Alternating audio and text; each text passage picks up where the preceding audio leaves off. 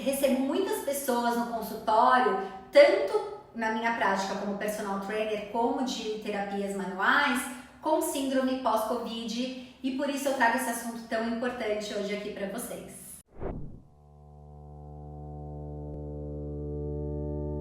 O meu nome é Mônica Shapiro, eu sou profissional de educação física, atuo na área há 19 anos, me especializei em atividade física adaptada e saúde. Hoje faço pesquisas no HC, no Hospital das Clínicas aqui de São Paulo, da equipe de ortopedia e traumatologia, com a doutora Júlia Greve, doutor Guilherme Brecht. O SARS-CoV-2 se espalhou rapidamente e infectou centenas de milhões de pessoas em todo o mundo. E hoje temos uma preocupação de saúde pública com o impacto e possíveis sequelas disso. Condição chamada de síndrome pós-Covid ou Covid longa. Eles geralmente são considerados efeitos do Covid que persistem por mais de 4 semanas após ter sido diagnosticado com o vírus. Covid longo foi definido como a presença de sinais e sintomas que se desenvolvem durante ou após a infecção do Covid e que continua por mais de 12 semanas. Normalmente é referido como Covid-19 agudo até 4 semanas e Covid-19 contínuo de 4 semanas a 12. 1 em cada 10 de todos os casos apresentará sintomas por um período maior do que 12 semanas. Afeta pessoas que foram hospitalizadas com Covid-19 agudo e aqueles que se recuperaram em casa. Indivíduos que sofreram com Covid-19 leve ou grave podem ter sintomas prolongados ou desenvolver o Covid longo. E há estudos se referindo até que está presente em indivíduos assintomáticos. Muitas pessoas que vivem com a doença eram anteriormente aptas e saudáveis. As crianças experimentam sintomas longos de Covid semelhantes aos adultos e com aproximadamente a mesma frequência. Covid longo é uma doença multissistêmica e existem mais de 200 sintomas listados que ocorrem em combinações variáveis e podem flutuar. Os mais comuns são fadiga, falta de ar ou dificuldade para respirar, tosse, insônia e dificuldades para dormir, dor nas articulações, dor ou aperto no peito, problemas de memória, concentração, zumbido, dores de ouvido, sensação de mal-estar, diarreia, dores de estômago, perda do apetite, dor muscular ou dor de cabeça, batimentos cardíacos rápidos ou acelerados, perda de olfato e paladar, depressão, ansiedade, erupções cutâneas, tonturas quando fica em pé, piora dos sintomas após atividades físicas ou mentais. Ainda não foi alcançado um consenso internacionalmente acordado do que é Covid longa.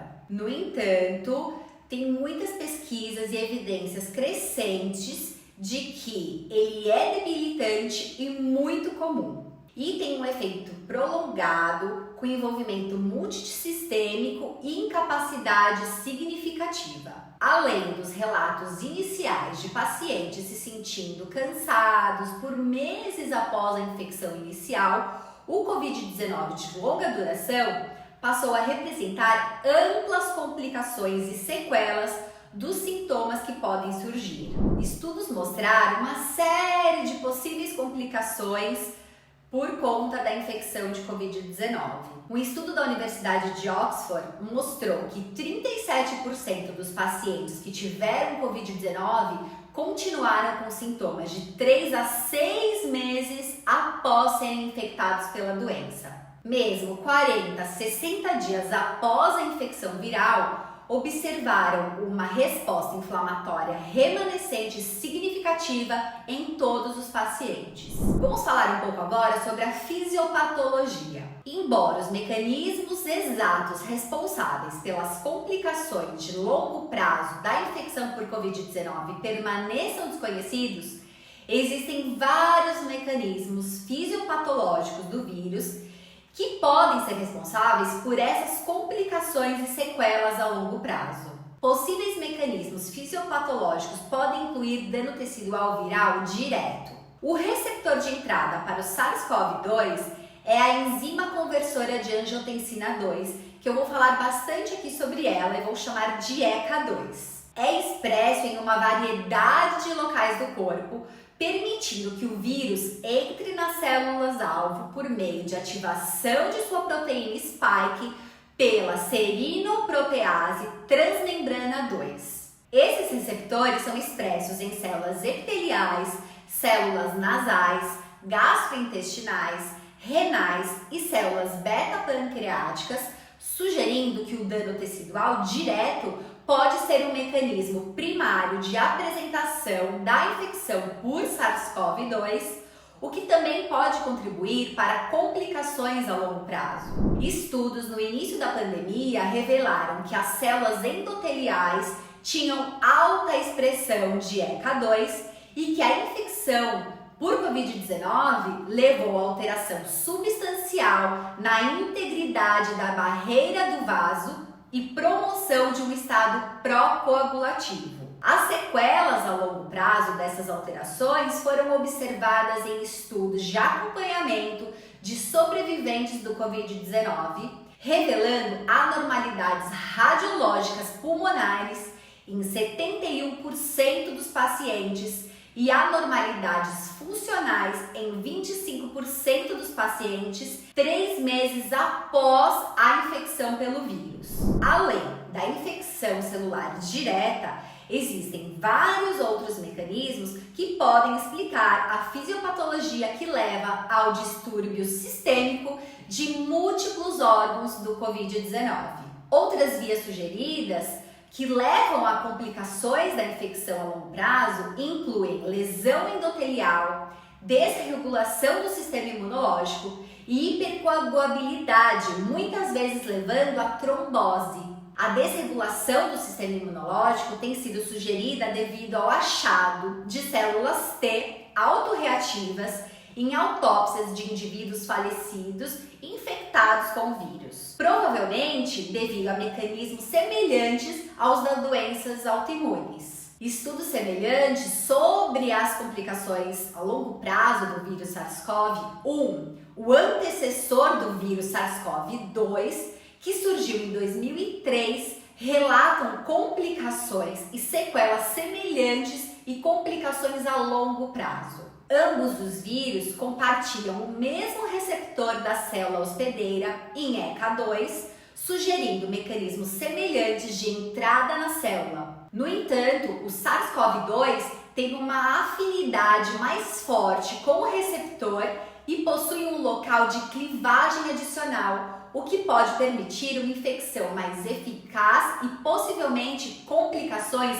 mais graves a longo prazo. Agora vamos falar sobre complicações pulmonares. Houve muitas complicações pulmonares de longo prazo descritas após a infecção do vírus. Estes incluem, mas não estão limitados a dispneia, dependência de ventilador, dependência de oxigênio, anormalidades no teste de função pulmonar e doença pulmonar fibrótica. O sintoma pulmonar mais comum relatado após o Covid-19 é a dispneia, que pode persistir em até 53% dos pacientes 2 meses após o início dos sintomas. Além dos sintomas subjetivos, a infecção por SARS-CoV-2 pode resultar em mudanças objetivas de longo prazo na fisiologia pulmonar. Muitas das alterações que ocorrem como resultado da infecção aguda podem promover fibrose e resultar em complicações de longo prazo. A entrada viral direta nas células, especificamente nas células epiteliais alveolares do tipo 2, que estabilizam a barreira epitelial, leva à morte celular, que por sua vez leva a um aumento das citocinas pró-inflamatórias. O dano alveolar difuso resultante e as citocinas recrutam linfócitos, macrófagos e neutrófilos que recrutam fibroblastos que acabam resultando em fibrose. Além de danos diretos ao parênquima pulmonar, os primeiros estudos de autópsia mostram a presença de microtrombos dentro dos pequenos vasos da vasculatura pulmonar. Agora vamos falar das complicações cardiovasculares. Os sintomas cardíacos são uma queixa comum após a alta hospitalar após o Covid-19. Alguns autores descrevem dores torácicas em até 21% dos pacientes 60 dias após a alta hospitalar. Palpitações também foram descritas como um sintoma frequente no segmento de 60 dias em até 9% dos pacientes. Uma incidência aumentada de síndrome de taquicardia postural também foi relatada. Alguns dos efeitos cardiovasculares a longo prazo do Covid-19 são observados como consequência da infecção aguda. Em um grande estudo com atletas universitários, jovens e saudáveis, a miocardite foi identificada em até 2,3% dos participantes, sendo a maioria miocardite subclínica detectada por ressonância magnética cardíaca. Além disso, a ressonância magnética cardíaca de rotina de acompanhamento em 100 pacientes que receberam uma alta do Covid-19 descobriu inflamação contínua em 60% dos pacientes com elevação contínua da troponina T de alta sensibilidade em até 71% dos pacientes. Em um outro estudo prospectivo de 1.216 pacientes admitidos com Covid-19, 55% desses pacientes tiveram um ecocardiograma anormal, incluindo anormalidades em 46 dos 901 pacientes sem doença cardíaca pré-existente. Dados compilados de estudos de autópsia observaram vários achados na análise histológica do coração, incluindo infiltração inflamatória intersticial, hipertrofia e necrose miocárdica e positividade de RT-PCR para SARS-CoV-2. Como disse anteriormente, o SARS-CoV-2 tem afinidade pelo receptor ECA2, localizado nas células de superfície, que é o mecanismo pelo qual ocorre a entrada viral direta.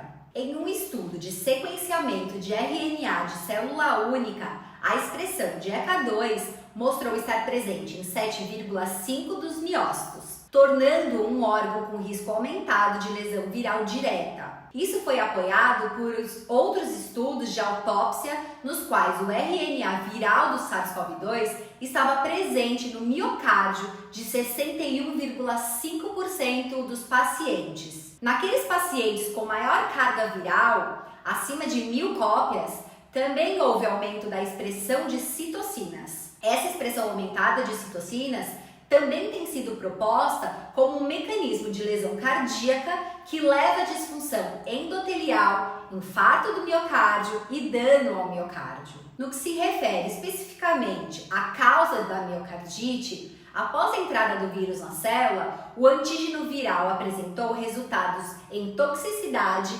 mediada por células de linfócitos T, CD8, com inflamação miocárdica associada. Agora vamos falar das complicações hematológicas. A Covid-19 aguda tem sido associada a um risco aumentado de eventos trombóticos, especialmente em pacientes críticos. A etiologia dessa coagulopatia é multifatorial, incluindo disfunção microvascular e aumento da expressão de fatores teciduais em resposta a citocinas inflamatórias. Complicações neuropsiquiátricas.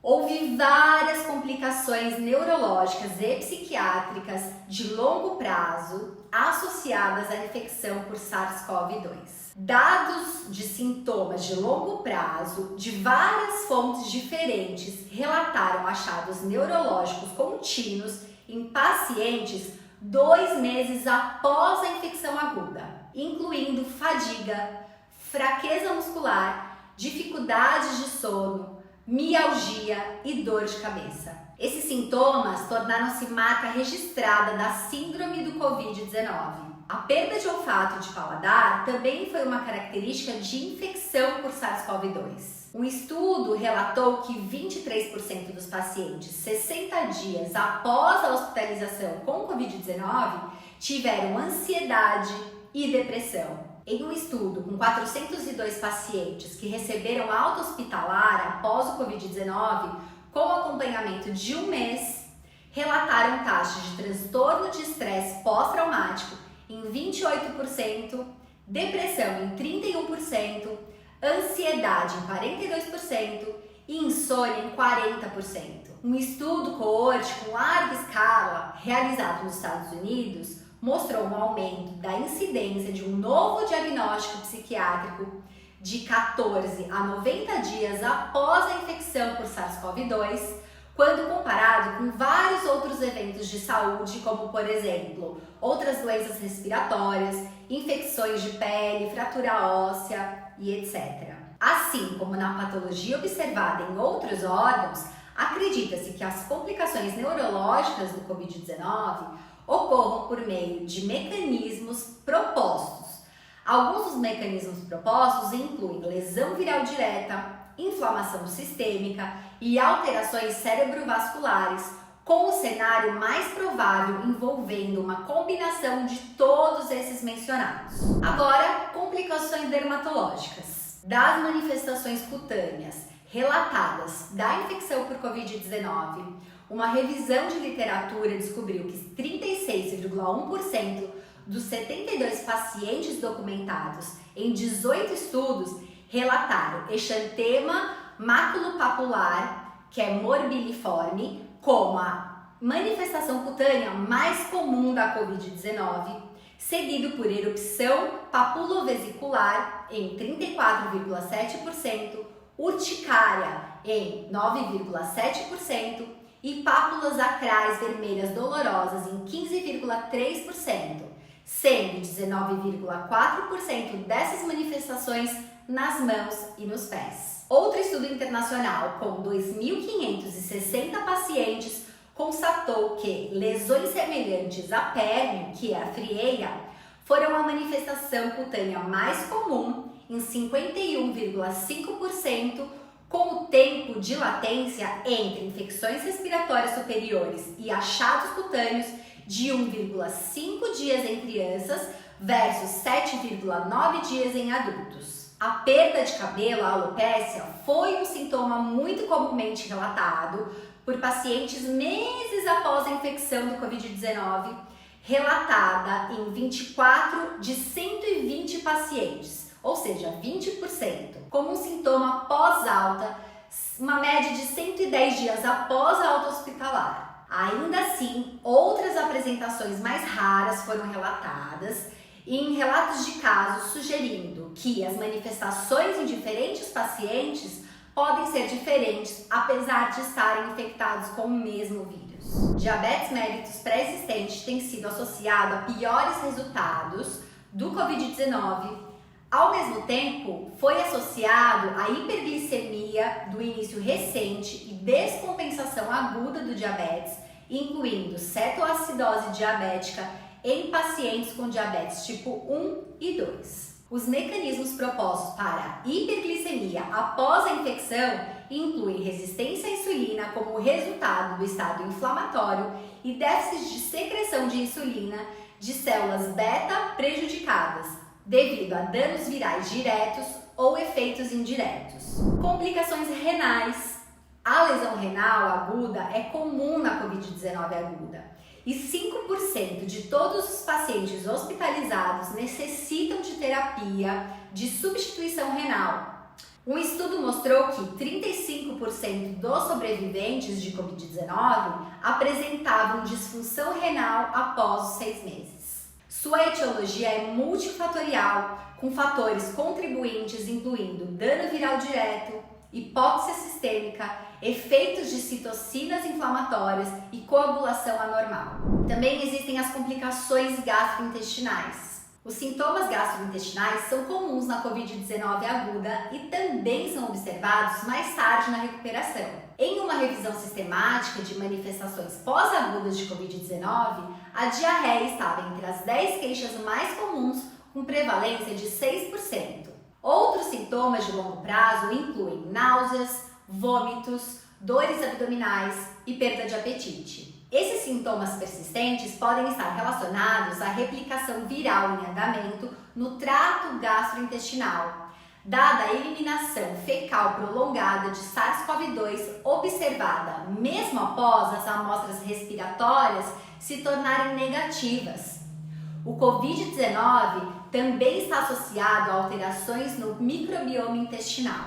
Agora vamos falar sobre as complicações musculoesqueléticas.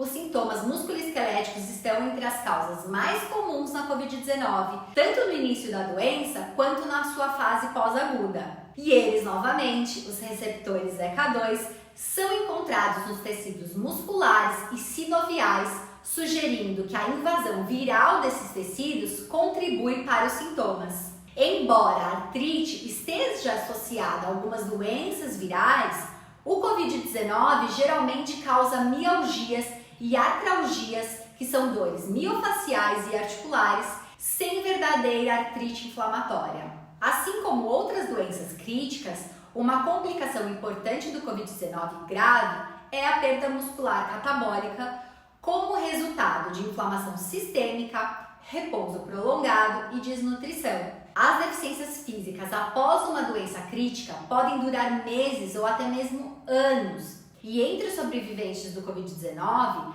aqueles que tiveram a doença aguda mais grave tiveram mais fraqueza muscular, mais problemas de mobilidade e tiveram distâncias mais curtas percorridas em 6 minutos no segmento de 6 meses. Isso destaca a importância de otimizar a nutrição, a reabilitação, tanto nas fases precoce quanto pós-aguda do Covid-19. Vamos agora para as complicações genitourinárias. Os sintomas genitourinários normalmente não foram descritos em pacientes com Covid-19 pós-sintomático. No entanto, a infertilidade masculina, em particular, surgiu como um possível problema de saúde a longo prazo da infecção por Covid-19. Notavelmente, o mRNA viral foi detectado no sêmen de homens infectados, com evidências de que as gônadas masculinas também podem ser particularmente suscetíveis devido a uma expressão aumentada de receptores do ECA2. Estudos também mostraram reduções significativas de testosterona, bem como sinais testiculares de inflamação patológica em vários pacientes. Em pacientes do sexo feminino, foram feitas sugestões quanto ao aumento do hormônio luteinizante, porém estudos maiores são necessários para melhor compreender a validade dessas hipóteses. Há uma série de considerações que ainda precisam ser abordadas. Como temido no início da pandemia, a incapacidade de controlar o vírus levou ao desenvolvimento de novas variantes do vírus. O impacto dessas novas cepas no desenvolvimento do Covid-19 longo e quais pacientes serão mais afetados exigirão mais estudos. E existe uma relação com o exercício físico. Exercício é diferente de atividade física.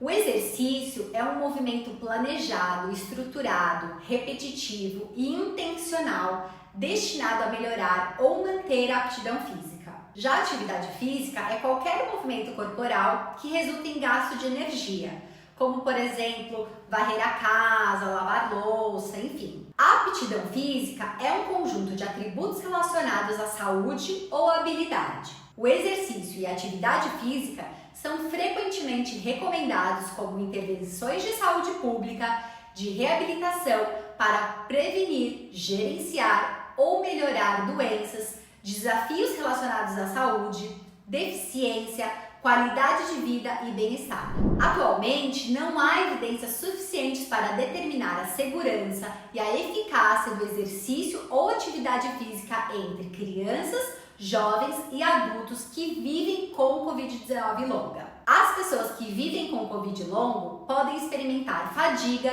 e exacerbação de sintomas pós-esforço, impactando negativamente na capacidade de funcionar na vida cotidiana e no trabalho. A intolerância persistente ao esforço tem sido associada à extração sistêmica de oxigênio prejudicada, por exemplo, como o oxigênio chega aos músculos, e ineficiência ventilatória, por exemplo, respostas respiratórias anormais ao exercício. A intolerância ao exercício em pessoas que vivem com Covid longa não é causada pelo descondicionamento. Existem diferenças marcantes nas respostas da frequência cardíaca ao exercício em pessoas com Covid longo, troca gasosa alterada e comprometimento circulatório.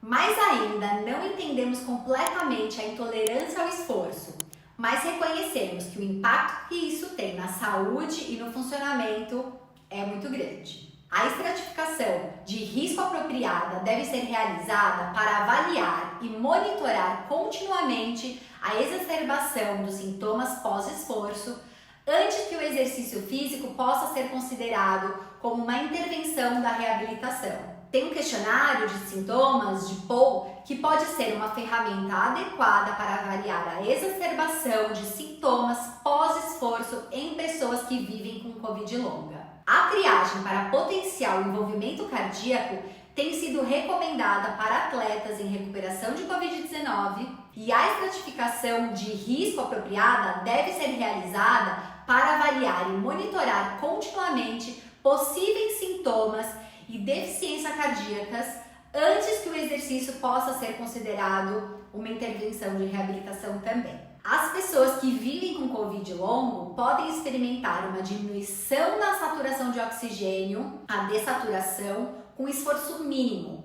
Uma queda de 3% na leitura de saturação em esforço leve é anormal e requer investigação. Por isso, devemos ter cautela com o exercício e excluir exacerbação dos sintomas pós-esforço, potencial envolvimento cardíaco, dessaturação ao esforço e intolerância ortostática antes de iniciar o exercício como uma intervenção. Mais pesquisas são necessárias para identificar quando o exercício e o quanto de exercício é seguro, eficaz para crianças, jovens e adultos que vivem com Covid longa. O exercício e a atividade física, eles com certeza são benéficos nos pacientes com Covid longa e também em pessoas com Covid aguda. Mas, para não causar danos, precisamos entender um pouquinho mais sobre como que funciona todo esse sistema imunológico em relação ao exercício. Para se livrar do coronavírus, o sistema imunológico desencadeia um processo inflamatório chamado de tempestade inflamatória. É um fenômeno que envolve a liberação de substâncias como citocinas com potencial para lesionar órgãos e tecidos. Segundo as diretrizes do American College of Sports Medicine, a prática regular de exercícios físicos promove melhorias nas respostas imunológicas às infecções, inclusive virais, diminui a inflamação sistêmica e melhora marcadores imunológicos e inflamatórios em diversas doenças, incluindo câncer, diabetes, infecções por HIV, obesidade e doenças cardiovasculares.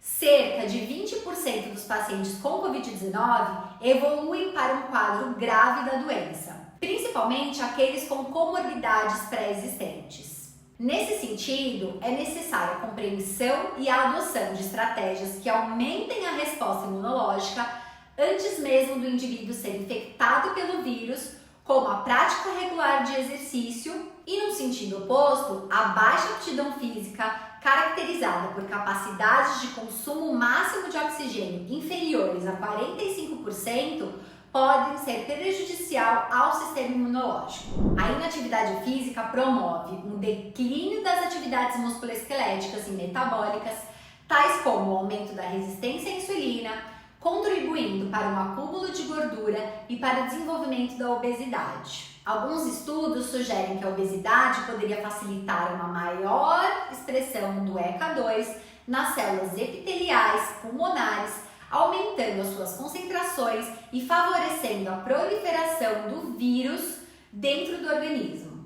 O sedentarismo, caracterizado segundo o American College pela realização de menos de 150 minutos de atividade física por semana, e diminui a aptidão cardiovascular e a eficiência da função imune, diminuindo a imunovigilância contra patógenos infecciosos, incluindo vírus, além de promover o desenvolvimento de outras doenças, como cardiovasculares, hipertensão, síndromes metabólicas, pulmonares e renais. Segundo alguns autores, o agravamento do quadro clínico devido à Covid-19 se relaciona diretamente com a presença dessas doenças, independentemente da idade do indivíduo, se caracterizando como importantes fatores de risco para a gravidade da infecção. Por outro lado, o estilo de vida saudável envolve a prática regular de exercício físico, o que tende a melhorar a aptidão física do indivíduo. Um nível mais alto de aptidão física melhora marcadores imunológicos de indivíduos portadores de câncer,